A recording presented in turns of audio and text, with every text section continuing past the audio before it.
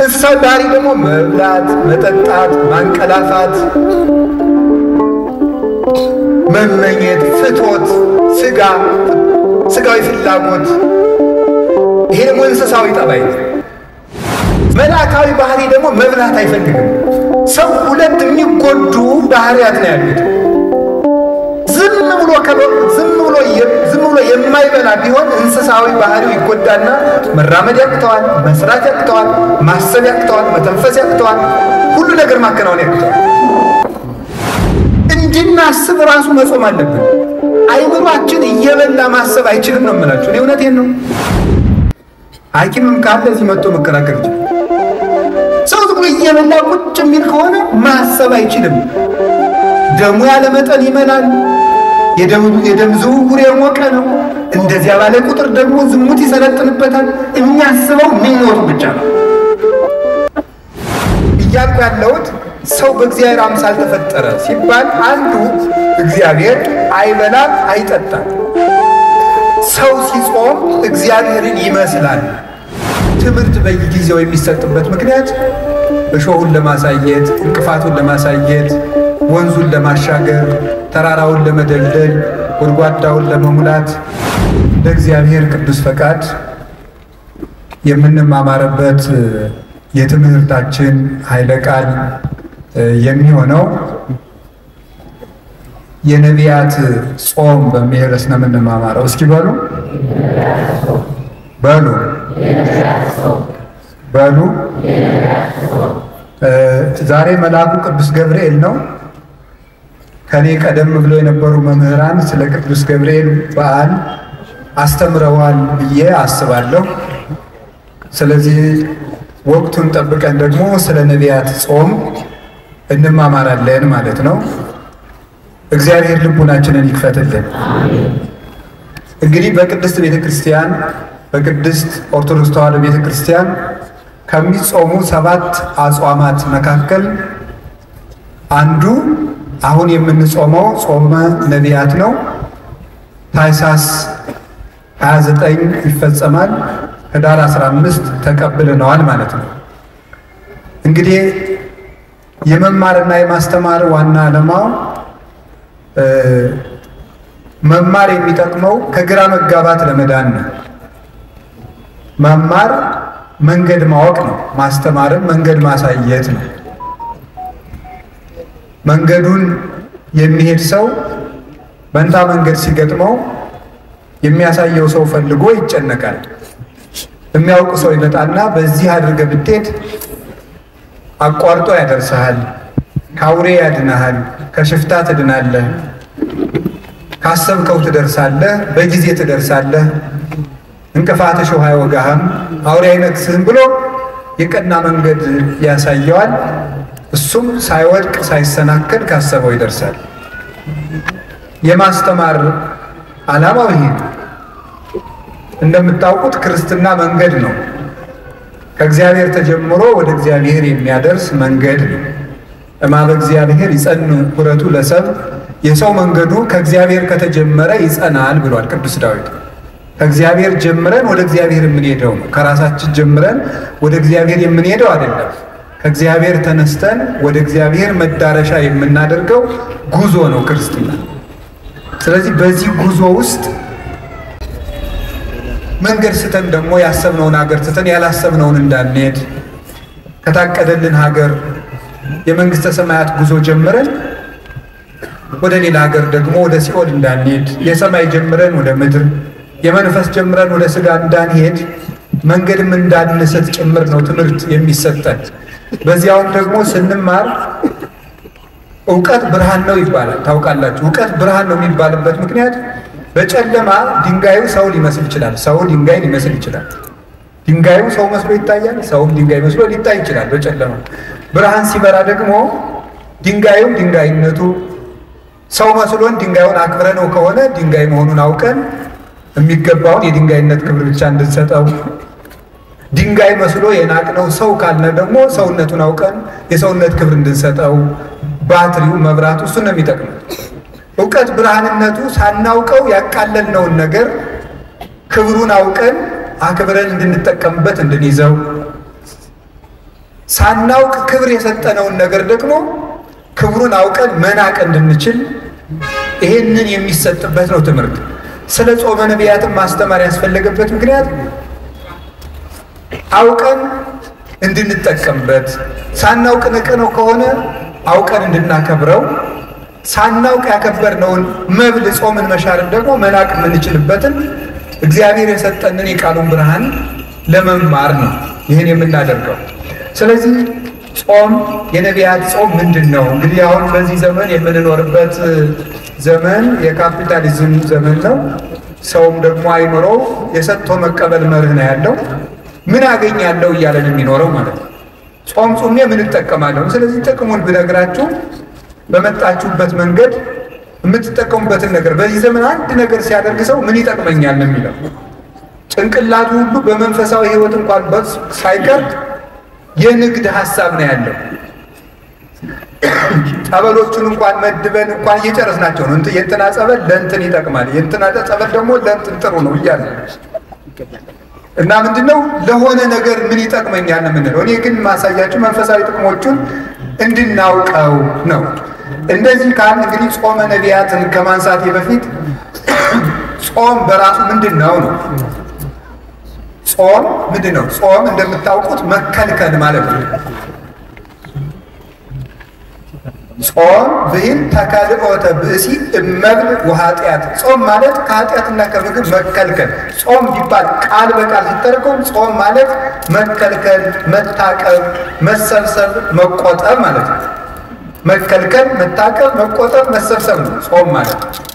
ይሄ ቃል በቃል ሲፈታ ቃል በቃል ጾም የሚለው ግስ ዝም ብሎ ሲፈታ ቃሉ እንዲፈታ።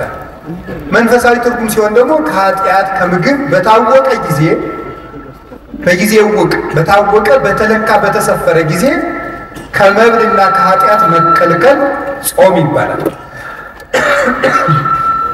ለምንድን ነው ጾም የምንጾመው ነው? ጾም የሰው ልጅ የተፈጠረለት ዓላማ ነው። ይገርማችኋል የእግዚአብሔር ቤተሰቦች፣ ሰው የተፈጠረው ለመብልን አይደለም፣ የተፈጠረው ለጾም ነው። እና ምን ጾመው ለምንድን ነው ካላችሁ ሰው ለመሆን ነው የምንጾመው። ሰው ለመሆን ነው የምንጾመው። ሰው የተፈጠረ ለጾም ነው። ኦሪት ዘፍጥረት ምዕራፍ 1 ቁጥር 26 ላይ እግዚአብሔርን በመጀመሪያ ሰማይና ምድር ፈጠረ ይልና ምዕራፍ 1 ቁጥር 1 ላይ ምዕራፍ 1 ቁጥር 26 ላይ ምንድን ነው የሚለው?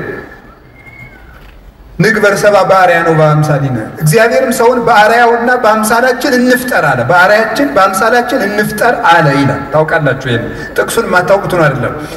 ሰውን በመልካችን በአርአያችን እንፍጠር አለ። እግዚአብሔርን መስለን የተፈጠር ነው። እግዚአብሔር ይበላል አይበላም? ምእመናን እስኪ ተናገሩ እንጂ ይበላል አይበላም? አይበላም። እናንተ ዝም ብትሉ እኔ መሰክርለታለሁ። ይበላል አይበላም? አይበላም። ሰው ደግሞ በማን መልክ ነው የተፈጠረው?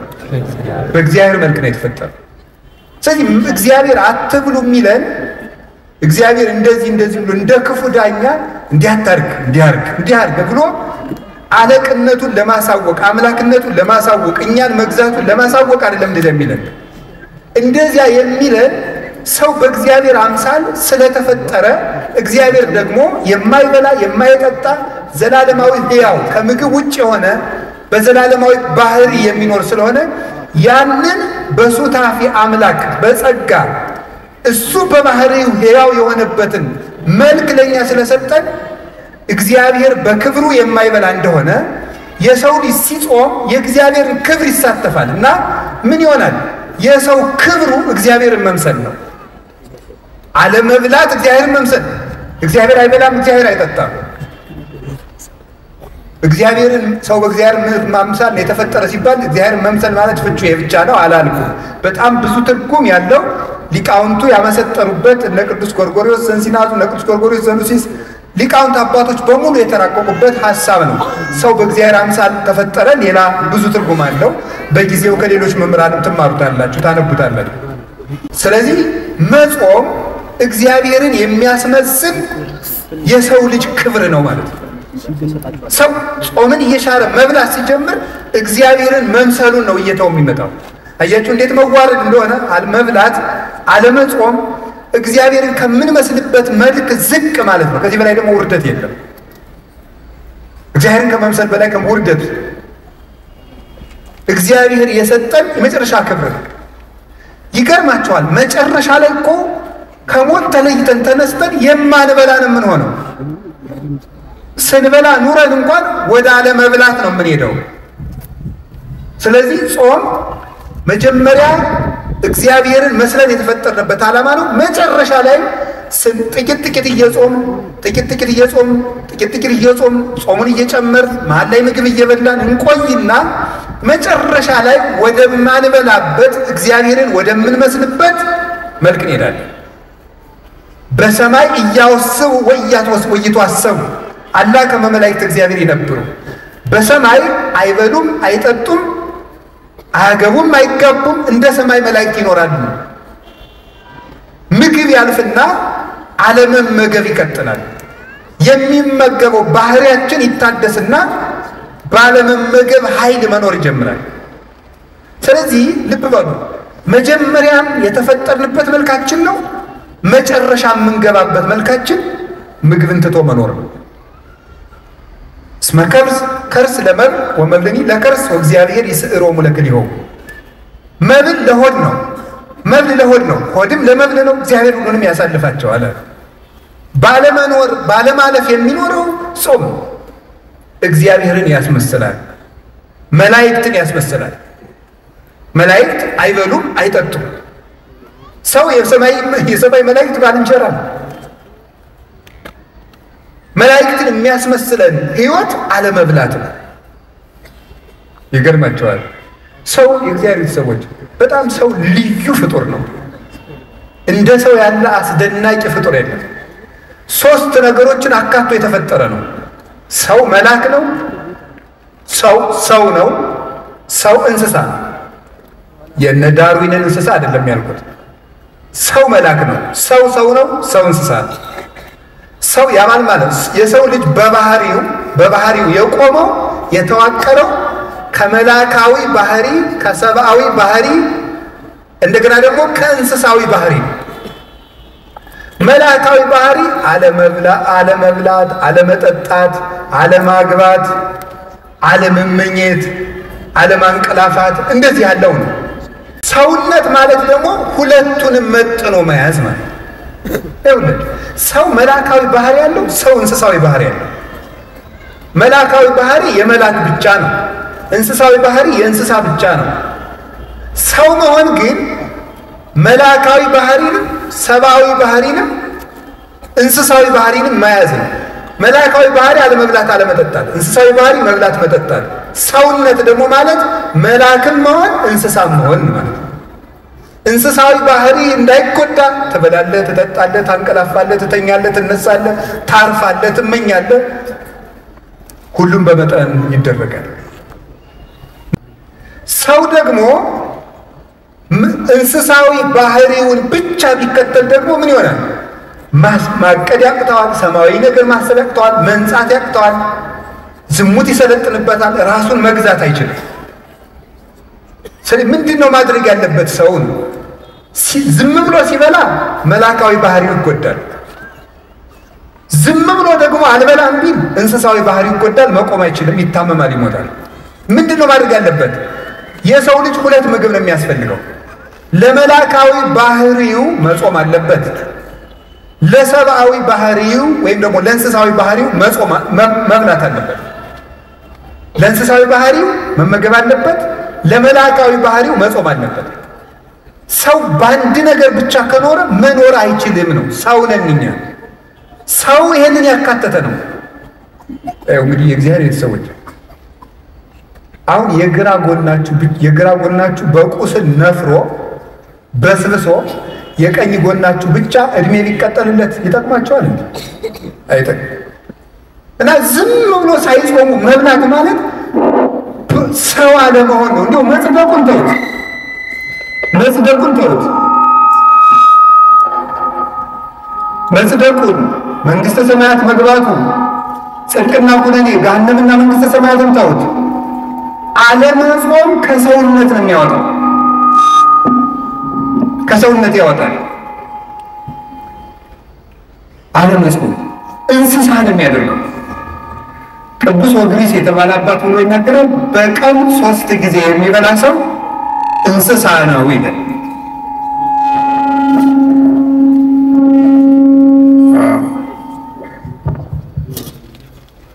በቀን 3 ጊዜ የሚበላ ሰው እንስሳ ነው።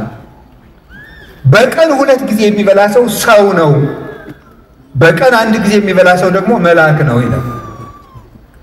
ይኸው እግዚአብሔር ሰዎች አሁን ሰው መብልን እየቀነሰ ሲሄድ መልአካዊ ባህሪው ነው የሚሰለጥነው። የሚያቅደው ነገር የሚያምር ሰው የማይጎዳ ሀገር የሚጠቅም ራሱን የሚያሳድግ አይምሮ ሁሉ ደብዛዛ አይደለም፣ ስል ነው፣ የተሳለ ነው። አሁን እኮ ይገርማል። ሰው ማሰብ ስላቆመ ክሪቲካል ቲንኪንግ ስልጠና ይባላል። ምኑን ያስበዋል? ሰው 24 ሰዓት እየበላ ሰጥሟል እኮ። እንዴት አድርጎ ያስብ? አሁን እኮ ማሰብ አቁመን እኮ ነው ራሱ እየተበላለን ያለ። ትክክለኛ ሀሳብ ማሰብ አይችልም። እንዴ ግን በደፈረሰ ውሃ ፊትን ማየት ይቻላል? አይቻልም። ውሃ እኮ ሲጠራ ነው። እኛ እኮ አሁን ደፍርሰናል። መብላት መብላት መብላት መብላት ደፍራሳ ጭንቅላት ነው ያለ እና የምናስበው ነገር ሁሉ ደፍራሳ ነው። የጠራ ዕቅድ የጠራ ህይወት መኖር ከፈልጋችሁ እንዲሁ ክርስቲያን ባትሆኑ እንኳን ጾም ሰውነት ነው እንምላችሁ። ወደ ጽድቁ እንመጣበታለን። ጾም ሰውነት ነው። ወደ ጽድቁ ቅድም ነግሬያችኋለሁ። እግዚአብሔር የሚያስመስል ጾም ሰውነት ነው። ሰው መሆን ከፈልጋችሁ ጾሙ። አውሬ መሆን ከፈለግ ብላ 24 ሰዓት። እንስሳ መሆን ከፈለግ እንዴ እባብ እንኳን እኮ ይጾማል። እባብ 40 ቀን ይጾማል። ስለዚህ እግዚአብሔር ሰዎች ጾም ምንድነው ከተባሉ የሰው ክብር ሰውነት ነው። ሰውን ሙሉ የሚያደርገው ሲጾም ነው። የማይጾም ሰው ሙሉ አይደለም፣ ጎደሎ ነው። ጾም ቅድም ነገርኳችሁ፣ 3 ነገር ነገርኳችሁ። እግዚአብሔርን ያስመስላል፣ መላእክትን ያስመስላል። አይበሉም አይጠጡም መላእክት። ሀዩ ከመመላእክት ይባላል። የመላእክት ኑሮ መላእክት እንደኛ ባልንጀራ የሚሆኑን ምግብ በቀነስን ጊዜ ነው።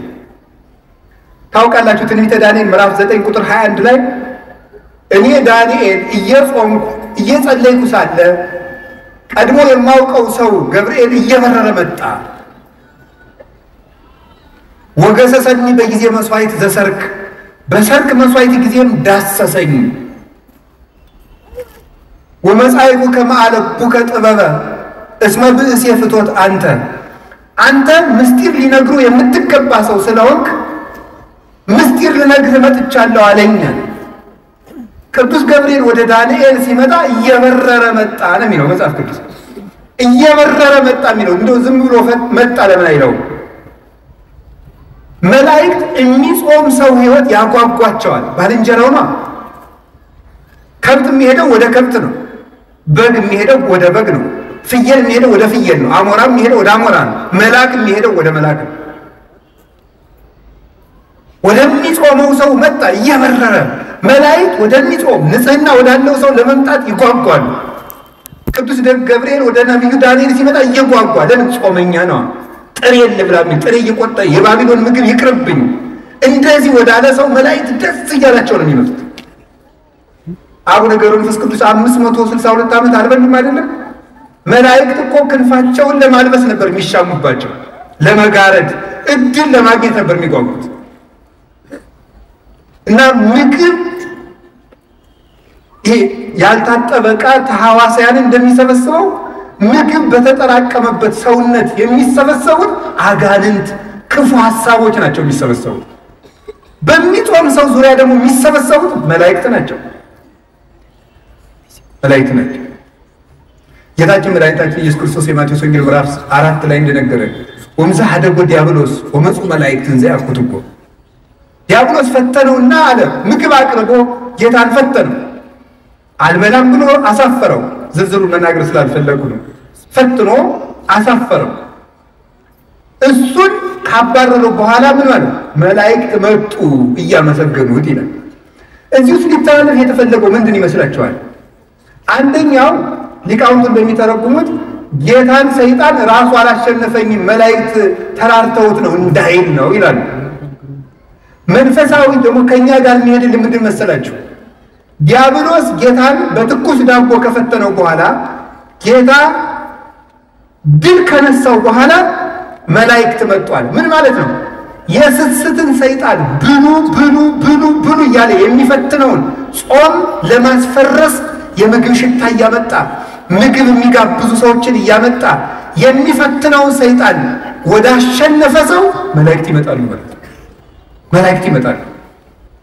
ጌታ ያንን ዳቦ ድንጋዩን ዳቦ አድርገህ ብላ ብሎት እሱም ሰው እንጀራ ብቻ አይኖርም ብሎ ካሳፈረው በኋላ ነው መላእክት የመጡት። ስስትን ካሸነፋችሁ መላእክት ወደ እናንተ ይመጣሉ ለማለት ነው። የስስት ሰይጣን የሚባል አለ። የስስት ሰይጣን የሚባለው ብሉ ብሉ ሚልና በጾም ጊዜ የምግብ ሽታ የሚያመጣ ይገርማችኋል። ጾም ሸቷችሁ የማያውቀው ሻይ ጧት ነው የሚሸታችሁ። የጾም ዕለት ማለት ታይቶ የማይታወቅ ጓደኛ የዚህ አይነት ምሳ እንብላ እያለ ሊመጣ ይችላል። ይሄኛው የስስት ሰይጣን ነው። በሰዓቱ ቢቀርብልን የማንበለውን ያደረውን ማልዳ እንድንበላው እንዲህ ያደርግ ማለት ነው የስስት ሰይጣን። ለዚህ ነው መጽሐፈ መነኮሳት ምግብ አትርፈህ ከበዓትህ እንዳታሳድር የሚለው። የስስት ሰይጣን ማለዳ ብለው ብለው ሊያሰኝ ይችላል። ማስጎምጀት ነው በቃ ማጓጓት፣ ታልቄ ልሙት የሚያስብል ብሉ ብሉ ብሉ እንደው ምግቡን ጨርሶ ሲጨርስ ንጉሠ ነገሥትነት የሚሾም የሚያስመስል የሚያጓጓ ሰይጣን አለ። ያንን ካሸንፋችሁ የመላእክት ዘመዶች ትሆናላችሁ። ከዚያሳ ዳንኤል ጾመ፣ ቅዱስ ገብርኤል መጣ። ምን አለ? ዳሰሰኝ ከንፈሬን አለ። ምን አደረገ? ጥበብ ገለጸልኝ። የ490 ዓመት ማህተም ተረጎመለት፣ ትንቢት ተረጎመለት፣ ምስጢር ነገረው፣ ልብ ሰጠው። አሁን ልብ ያጣረው ጾም ትተን ዳንኤል ጾመና ዳንኤል ነብዩ ምንድን ነው ያለው?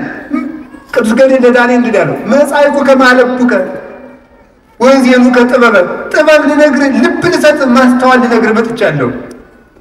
አሁን የምንዘነጋ መጽሐፍ እየተመለከትን እንቅልፋችን የሚመጣ ማስተዋል የማንችል የተሰበክነው ስብከት እዚሁ እንደ ቆሎ ረግፎ የሚቀር ቤታችን አንጠልጥለነው እንዳልል የሚያደርግ ምንድን ነው? ስለማንጾም። ስንፍና እንቅልፋምነት የምን ውጤት ነው? ያለ መጾም ውጤት። እንግዲህ መጾም ሰውን እግዚአብሔርን ያስመስላል። መጾም ሰውን ሰው ያደርገዋል።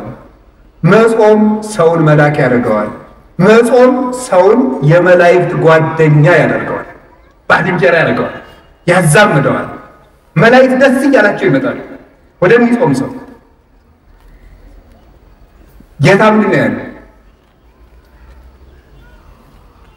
ክፉ ሰይጣን ያለ ጾም አይወጣም አይደል? ስለዚህ እግዚአብሔር ሰዎች መልአክ መሆን ከፈለጋችሁ፣ የመላእክት ዘመድ መሆን ከፈለጋችሁ፣ እግዚአብሔር መምሰል ከፈለጋችሁ ጾሙ። የነቢያት ጾም ደግሞ አባቶቻችን በረከት ተቀብለውበታል። አንደኛ ተመልከቱ፣ የነቢያት ጾም የሚጀምረው ከሙሴ ነው።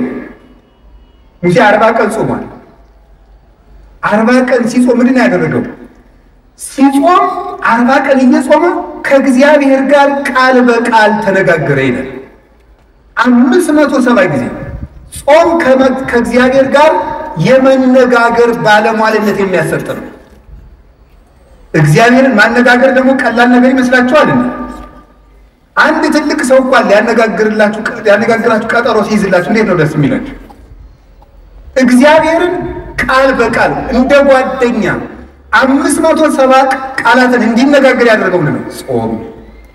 ጾም ምን ይጠቅማል ብትሉ ይሄ የነቢያት ጾም፣ አሁን ህዳር ጾም የምንለው ምን ጾመው ከእግዚአብሔር ጋር የሚያነጋግር ጾም ነው። እንግዳው ከእግዚአብሔር ጋር መነጋገር የሚፈልግ ይጾም። ከሰይጣንና ከስጋው ጋር መነጋገር የሚፈልግ ደግሞ ይብላል። ምርጫው ይናንተ። ሙሴ ይሄንን ጾም ጾሞ እግዚአብሔርን አነጋገረ። ከዚህ በላይ እድልስ አለ ወይ? እግዚአብሔርን ከማነጋገር በላይ ምን እድል አለ? እግዚአብሔርን ለማነጋገር 100 ዓመትስ ብንራብ እግዚአብሔርን ማነጋገር እኮ የነፍስ ጥጋብ እኮ ነው። እግዚአብሔርን ማየት፣ እሱን መስማት። አጸም ዘይነብበኒ እግዚአብሔር አምላኬ ስመውቱ ይነብብ ሰላም ለሕዝቡ። እግዚአብሔር ንግግሩ ሰላም፣ ልብን የሚያረጋጋ የእግዚአብሔር ንግግር የሞት ማሰሪያን የሚቆርጥ ነው።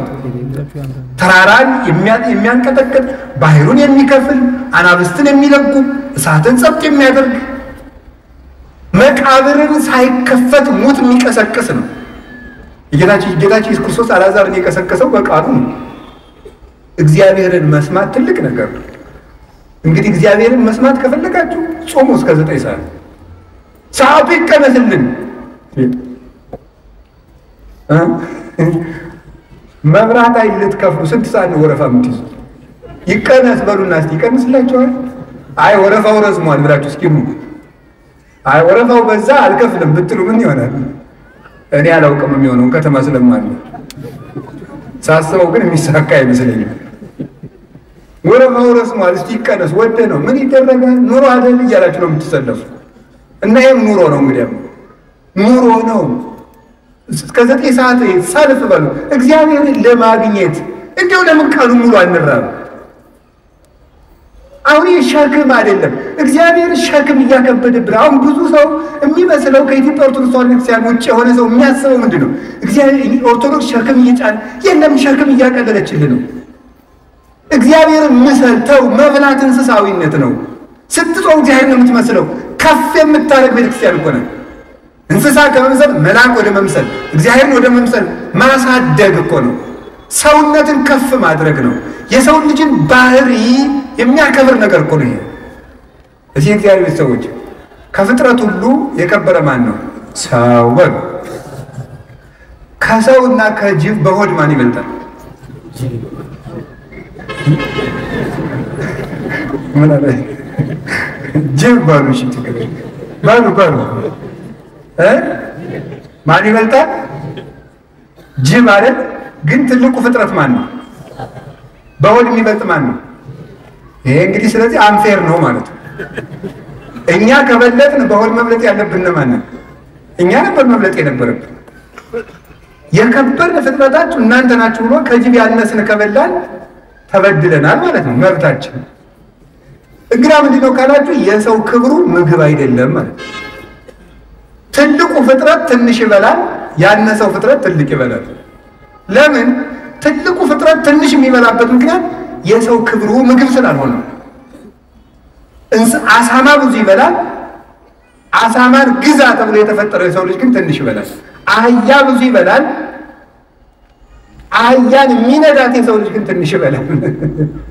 አንድ አቅማዷ ፉርሽካ የበላችውን አህያ ግማሽ እንጀራ የበላ ሰውዬ ነው የሚነዳት።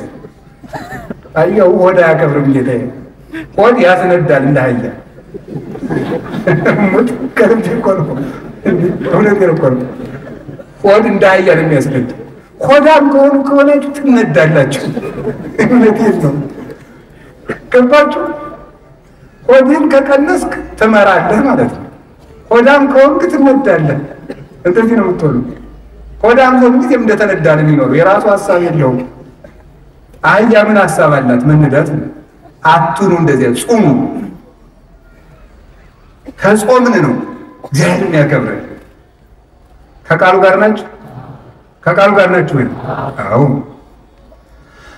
እግዚአብሔር ከሁላችን ጋር ይሁን። እግዚአብሔርን የመነጋገሪያ ጾም ሙሴ ግዛ ምን አደረገ? 40 ቀን ጾመ። ከግንባሩ ላይ ብርሃን ሳለበት እግዚአብሔር። የእግዚአብሔር ብርሃን እንዲሳልብን የሚያደርግ ጾም ነው ይሄ ጾም። የእግዚአብሔርን ብርሃን ያንን ብርሃን ከመልበስ በላይ ምን አለ? ያ ብርሃን ባለበት ደግሞ መኑ ዘይደምሮ ለብርሃን ውስጥ ተጽልመት፣ ጨለማን ከብርሃን ጋር አንድ የሚያደርገው ማን ነው አለ ቅዱስ ጳውሎስ። እንግዲህ ተመልከቱ፣ ስንጾም የእግዚአብሔር ብርሃን በእኛ ላይ ይሳላል። የእግዚአብሔር ብርሃን በእኛ ላይ ሲሳል ደግሞ ጨለማው ዲያብሎስ ከኛ ጋር ህብረት የለውም። ቤታችን መበጥበጥ አይችልም። አይምሯችን መበጥበጥ አይችልም። ለምን? ብርሃን ለብሰናል። ሙሴ ብርሃን ለብሶ ሲመጣ ታች የነበሩት ጣዖታት ተሰባበሩ። የሚጾም ሰው የሐሰት አማልክትን ይሰብራል፣ አጋንንትን። ብርሃን መልበስ ከፈለጋችሁ ጾሙ፣ መጨለም ከፈለጋችሁ ብሉ። የሚጾም ሰው የብርሃን ልጅ ነው። ሙሴ ጾመና ምን አደረገ? ከእግዚአብሔር በ10 ጣቶቹ የተጻፈ ምን ሰጠው? ታቦት። አስደናቂ ነው እኮ ገርም እኮ። አላችሁ እንዴ? እግዚአብሔር የጻፈውን መጽሐፍ ተቀበለ። ቀደም ያለ ምሳሌ እናንተ እኮ ከዘፋኝ ስታስፈርሙ አይደል እንትን ያውቃችሁ ዘፋኙን ፈርምልኝ ስትሉ አይደል ምትሉ? እግዚአብሔር የጻፈው ደብዳቤ ግርም እኮ ነው የሚያደርገው። ከእግዚአብሔር መልእክት እንዲሰጣችሁ ከፈልጋችሁ ጾሙ። ደግሞ ሽልማት የሌለው ጾም የለም። እኔ በዚህ እርግጠኛ ነኝ። ሽልማት የሌለው ጾም የለም። የጾሙ መጨረሻ ላይ ሽልማት አላችሁ። ሽልማቱ ግን እናንተ በሚገባችሁ በማይገባችሁ መንገድ ሊሆን ይችላል። ያን ማስተዋል ደግሞ አስተዋይ ነፍስ ይፈልጋል። ከእግዚአብሔር ስጦታ እግዚአብሔር ምንድን ነው የሚለው? ለሙሴ በእጁ ጽፎ ሰጠው አይደል? ዛሬ ስለኛ ወበከመ ይጻፍ መጽሐፍ በቀለም ከማሁ ይጻፍ ልቡናነ በመንፈስ ቅዱስ። መጽሐፍ በቀለም እንደሚጻፈው ልባችን ምን ይላል? በመንፈስ ቅዱስ እጅነት ይጻፋል ይላል ቅዱስ ዮሐንስ አፈወርቅ። በመንፈስ ቅዱስ እጅነት ይጻፋል። ዛሬ እግዚአብሔር ልባችንን እንዲጽፍበት እንዲቀርጽበት እነዚያ ብሩካት እጆቹ ሰማይን አንጠልጥለው ያጸኑ ምድርና ሰማያትን ሁሉ የባረኩ እነዚያ የተባረኩ የእግዚአብሔር እጆች ብሩክ እጅ ያ እጅ በልባችን እንዲጽፍ ከፈለጋችሁ ስጦታ፣ ጥበብ፣ ዕውቀት በህሊናችን ሰሌዳ እንዲጻፍ ከፈለጋችሁ ጾሙ። መደንቆር ከፈለጋችሁ ብሉ። ከቃሉ ጋር ነው። የነቢያት ጾም ይሄን ጾም ነው የምንጾመው። የሙሴ ጾም ማለታቸው ይሄንን ጾም ኤልያስ ጾሞታል።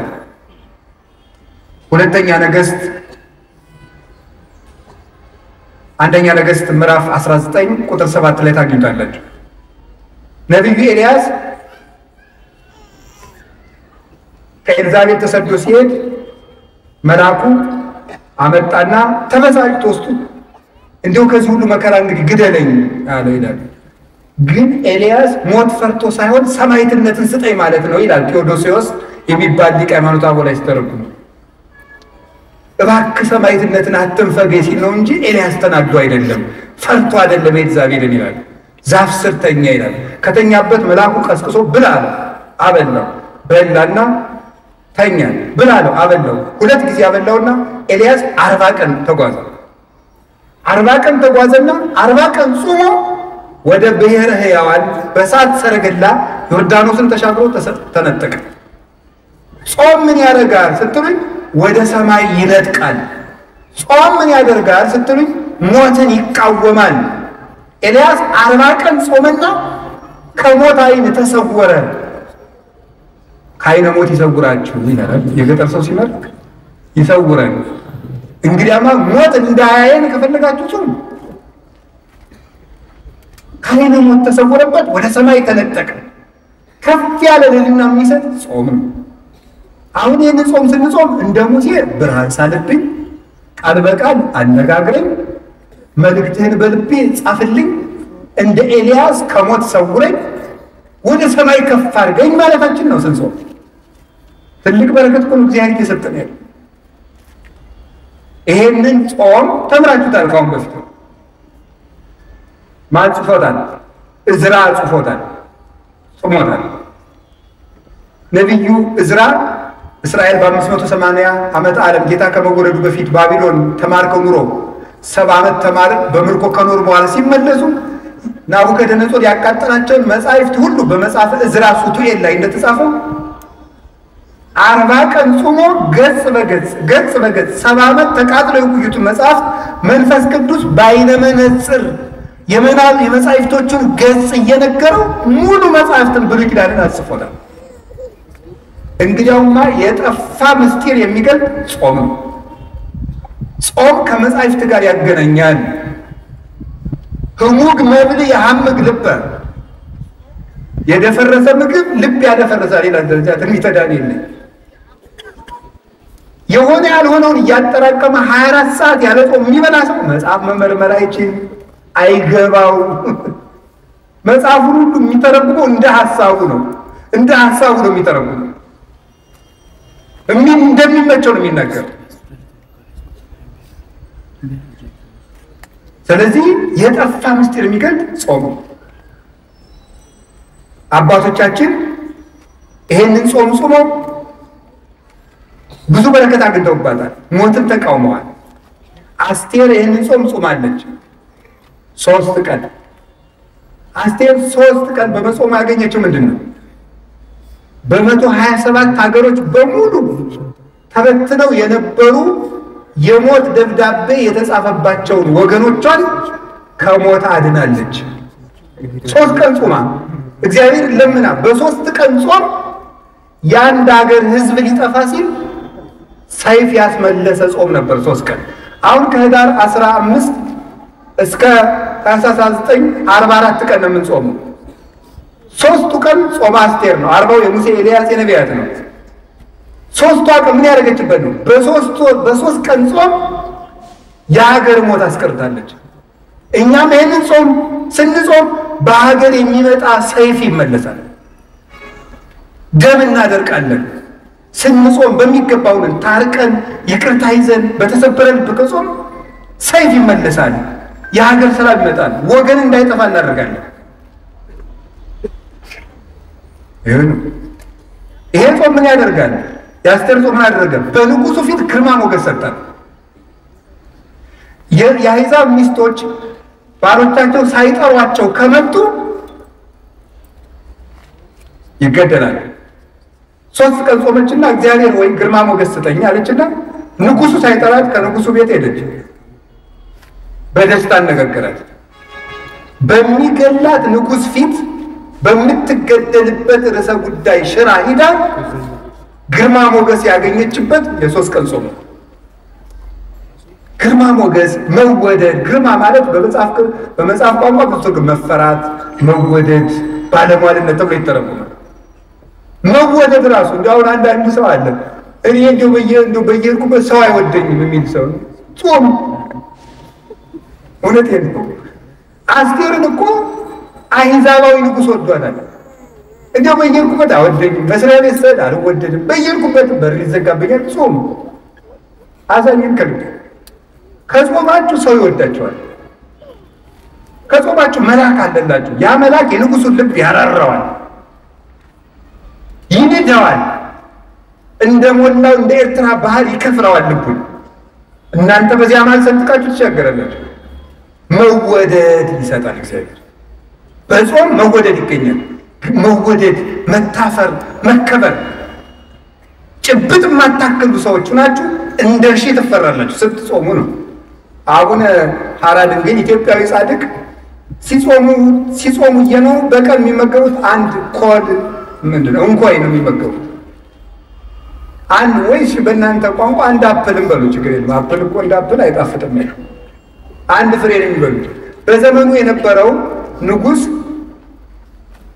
ሱስንዮስ በሃይማኖት ስለተለያዩ ነገር ተሰርቶባቸው ሊገላቸው ፈልጋቸው አስጠርቶ ጎንደር ወሰዳቸውና ለምንድነው የማትጾም? ማነው እኔ ለምንድነው እኔን የምትቃወም ሊል ነው የጠራቸው። ሂደው ግን ከቤተ መንግስት ሲቆሙ ለምን ጠራይ ሲሉት እንዲሁ እንደተባረከኝና ሰላም ልልህ ነው ብሎ ይሰደዳል። ለምንድነው እንደዚህ ያደረገ ሲባል ግርማ ሞገስ፣ የተራቡለት ክርስቶስ፣ የተጠሙለት ክርስቶስ፣ እናት አባት የተውለት ክርስቶስ፣ ብቻቸውን የተሰቃዩለት ክርስቶስ፣ ከፍቶታት እኮያት ከአጣው ርኩሳት ከስጋ ጋር ከአጋንንት ጋር ከአራዊት ጋር ከብርድ ጋር ከፀሐይ ጋር ከብቸኝነት ጋር ከስደት ጋር የታገሱለት ክርስቶስ ግርማ ሞገስ ሰጣቸው። እናንተ ተከሳችሁ በሄዳችሁ ጊዜ እናንተ የምትናገሩ አይምሰላችሁ፣ የሰማይ አባታችሁ መንፈስ በእናንተ ላይ ይናገራል ያለው ተፈጸመላቸው።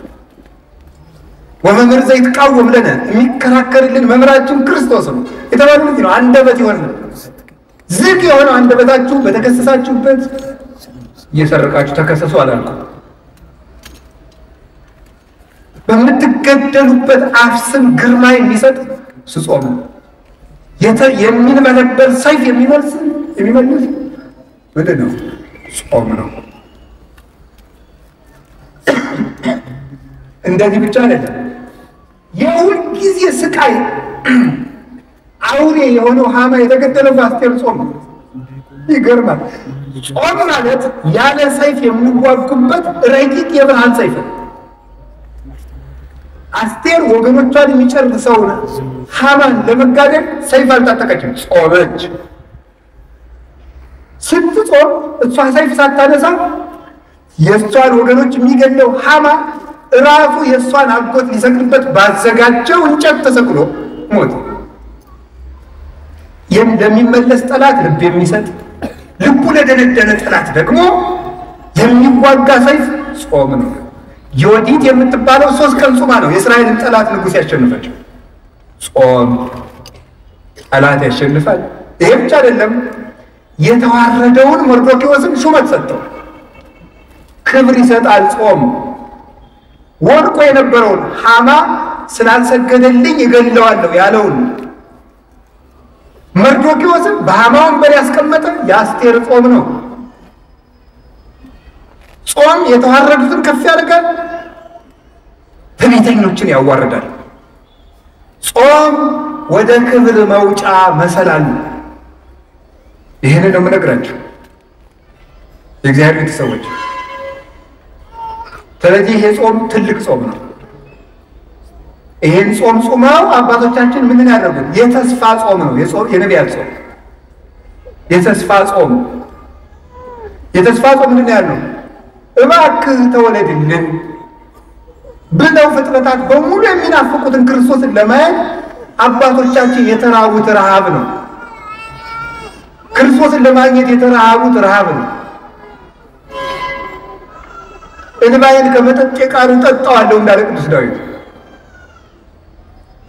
እንባውን ከሚጠጡት ጽዋ ጋር እያንጠበጠቡ እየጠጡ አምላኬ አምላኬ ገይሳቤከ ጸማት ነፍሴ ለከ፣ አምላኬ ወደ አንተ ገሰግሳለሁ ነፍሴ አንተን ተጠማች እያሉ ማይዚ እበጽ ወእኔ ገጾ ለአምላኬ ፈጣሪን ፊት የማየው መቼ ነው እያሉት ፊት ፈጣሪን ፊት መቼ ነው የማየው?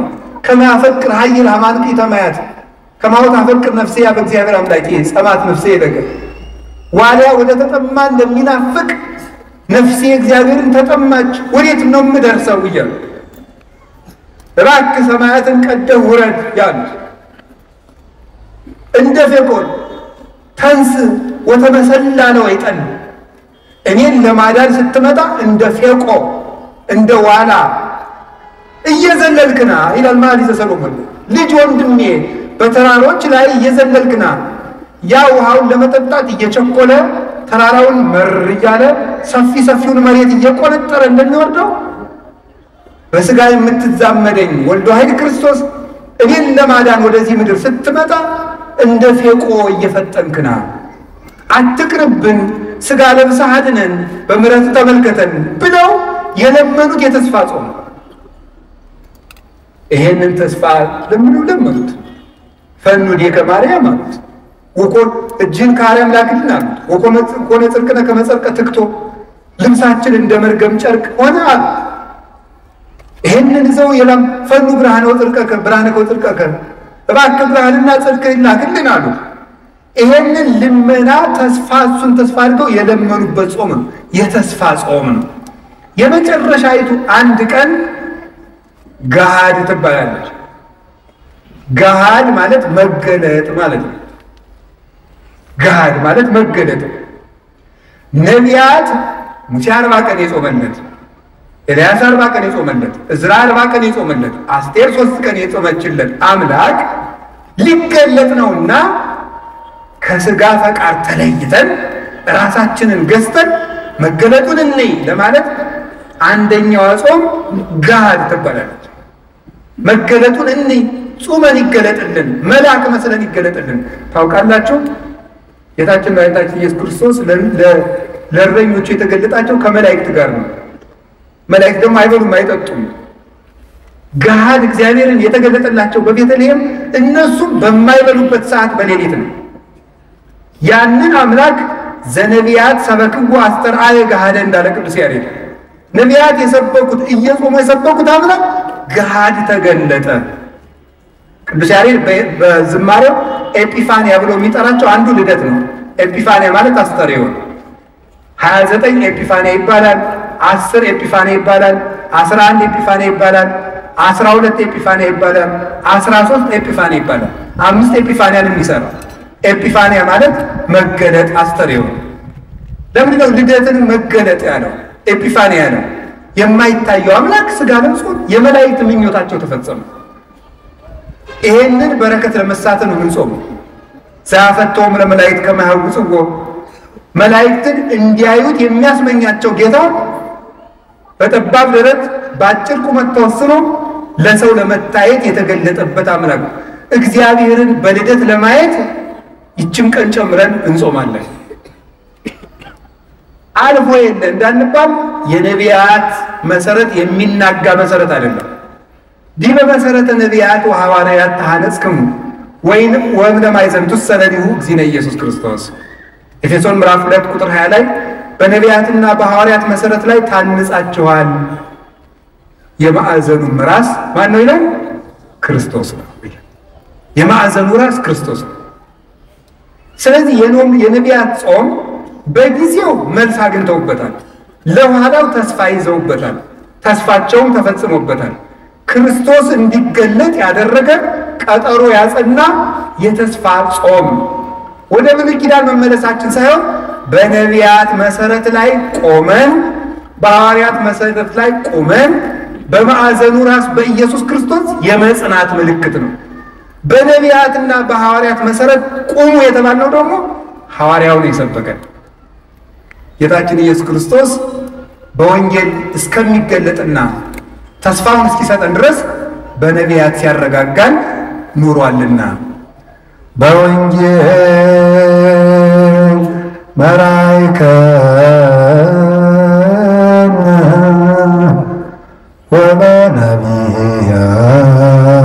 ወበነቢያት ናዘዝከነ ዘለሊከ አቅረብከ